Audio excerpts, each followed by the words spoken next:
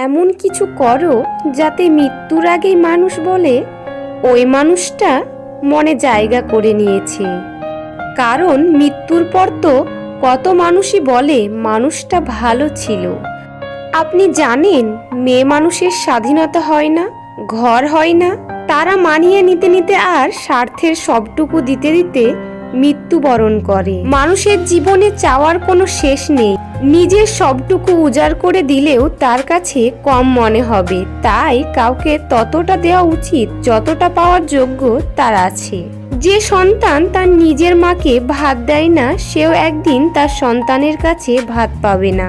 এটাই হলো প্রকৃতির নিয়ম। পরের উপকার করা ভালো, কিন্তু নিজেকে পথে বসিয়ে নয়। মানুষ কখন হিংসা করে জানেন? আপনার ইনকাম দেখে, আপনার খুশি দেখে। আর মানুষ খুশি হয় শুধুমাত্র আপনার কষ্ট দেখে। কেঁদে লাভ নেই, পরিস্থিতি বদল হবে না। পিছনে তাকিয়েও লাভ নেই, সময় পিছু ফিরবে না। স্বার্থপর আর অহংকারী মানুষগুলো বিশেষ কিছু লক্ষণ। 1, এরা কোনো সময় পরাজয় স্বীকার করে না। 2, সব বিষয়ে তর্ক করে, যুক্তিতে হারাতে চায় না, নিজের ক্ষমতা দেখানোর চেষ্টা করে, সব বিষয়ে পারদর্শিতা দেখায় এবং সবাইকে সন্দেহ করে। কোনো সিদ্ধান্ত নেওয়ার আগে একবার চোখ বন্ধ করে নিজের মনকে জিজ্ঞাসা করো, কারণ মুখ মিথ্যা বললেও মন কখনো মিথ্যা বলে না। 3টি লক্ষণ দেখলে বুঝবেন আপনার কপাল ভালো।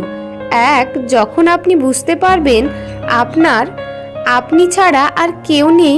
2, যখন লোকের নিন্দায় আপনার কিছু যায় আসে না। 3, যখন আপনি কঠোর পরিশ্রম করতে শুরু করবেন। 50টা মেয়েকে ইমপ্রেস করাটা পুরুষত্ব নয়, একটা মেয়ের সাথে 50 বছর থাকাটাই হলো আসল পুরুষত্ব। যে থাকা সে এমনিতেই থাকবে, এটা সম্পূর্ণ ভুল কথা। যদি তোমার কাছে টাকা থাকে তাহলেই সবাই থেকে যাবে সব সময়। বর্তমান সমাজে তুমি যত বেশি সততার সাথে কথা বলবে তত বেশি অসম্মানিত হবে। মানুষ ফ্রিতে 2টো জিনিস দেয়, কষ্ট আর পরামর্শ। আপনাকে ডুবানোর ইচ্ছে নিয়ে কিছু লোক বসে আছে, যাদেরকে সাঁতারটা আপনি শিখিয়েছিলেন। এদেশে পাত্রের যোগ্যতা নির্ভর করে ইনকামের ওপর, আর পাত্রীর যোগ্যতা নির্ভর করে সাদা চামড়ার উপর। নিজের বউকে নিজে মেরেছি, কার তাতে কি, এটা আমার ব্যক্তিগত ব্যাপার। অনেক পুরুষের মুখে এমন কথা শোনা যায়, তারা মনে করেন বউ মানেই নিজের সম্পত্তি, তার সঙ্গে যে কোনো অন্যায়, অবিচার ও অপরাধ করার অধিকার তার আছে। 4 দেয়ালের ঘর থেকে শুরু করে রাস্তা, পাবলিক প্লেস, সব জায়গায় শিক্ষিত অশিক্ষিত সব স্বামী যেন তা করতে পারেন। দাম্পত্য জীবনে ঝগড়া অশান্তি সবারই হয়, তাই বলে আপনি নিজের স্ত্রীর উপর হাত ওঠাতে পারেন না। যত বড়ই ঝামেলা আসুক, শান্তভাবে কথা বলে সবকিছুই মিটমাট করে নেওয়া যায়। অনেক ক্ষেত্রেই ঝগড়া, অশান্তি, মারামারি সম্পর্কটাকে একটা খারাপ জায়গায় নিয়ে গিয়ে দাঁড় করায়। আপনাকে অতিথি হিসাবে ডাকলেও এই 3 জন মানুষের বাড়ি কখনো যাবেন না। 1, যে নিজের স্বার্থ নিয়ে চলে।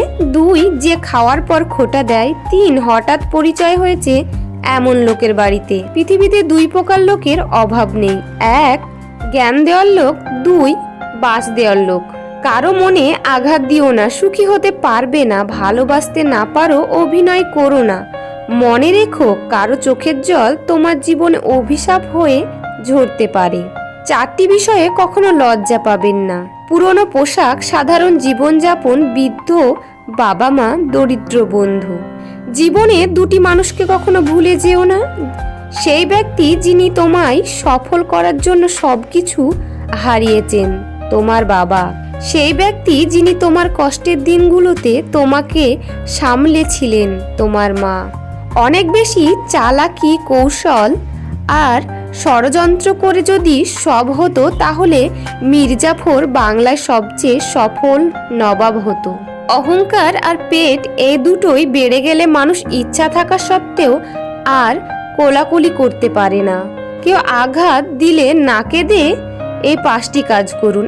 1, নিজের প্রতি বিশ্বাস রাখুন।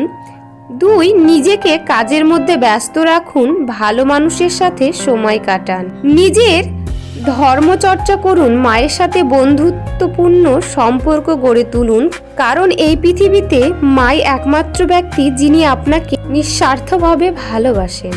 3টি কথা অন্তরে গেঁথে রাখুন।